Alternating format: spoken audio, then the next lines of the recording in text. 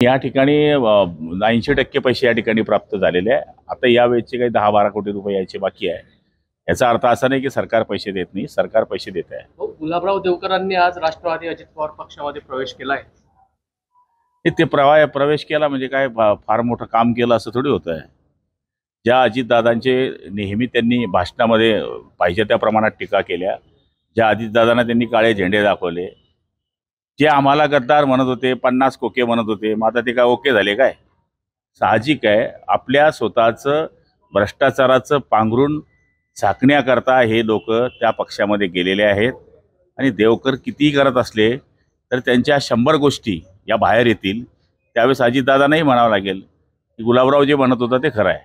युतीत आल्यामुळे आता तुम्हाला जुळवून घ्यावं लागेल। जुळवण्याचा काही संबंधच येत नाही। मूळ धोरण असंच आहे की ज्या ठिकाणी शिवसेनेच्या विरुद्ध उमेदवार लढतात तर त्या ठिकाणी तुम्ही जळगाव जिल्ह्यामध्ये सगळ्या ठिकाणी जिथे शिवसेनेचे आमदार लढतात तिथे एनसीपीने हे उमेदवार घेतलेले आहेत।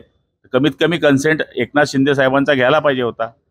हे युतीचं धोरण आहे का, हाही सवाल आहे। यावर युतीमध्ये नाही असं असलं तर मग आता प्रत्येकाला मुभा आहे ज्याच्या त्याच्या पद्धतीची आपला पक्ष वाढवायची। आम्हालाही काही गोष्टीकडे लक्ष द्यावं लागेल।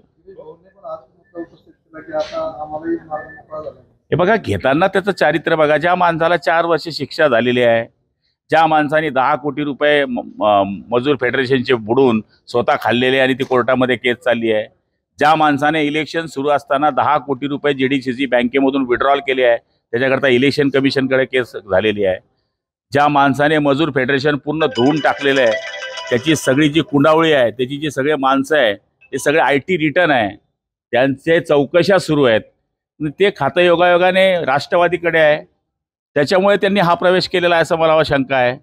त्याचप्रमाणे या ठिकाणी मजूर फेडरेशन हे जे आहे हे सहकार डिपार्टमेंटकडे आहे, जीडीसीसी बँक ही सहकार डिपार्टमेंटकडे जाते, त्यामुळे त्यांना वाटलं असेल की आपण तिथे गेल्यानंतर आपली घाण साफ होऊन जाईल।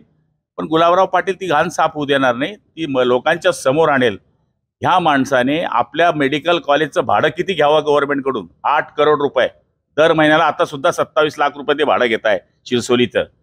जे एकीकडे आव आणायचा मी संत आहे, निवडणुकीच्या वेळेस लोकांकडून वर्गण्या घ्यायच्या, लोकांना दाखवायचं की मी किती गरीब झालोय।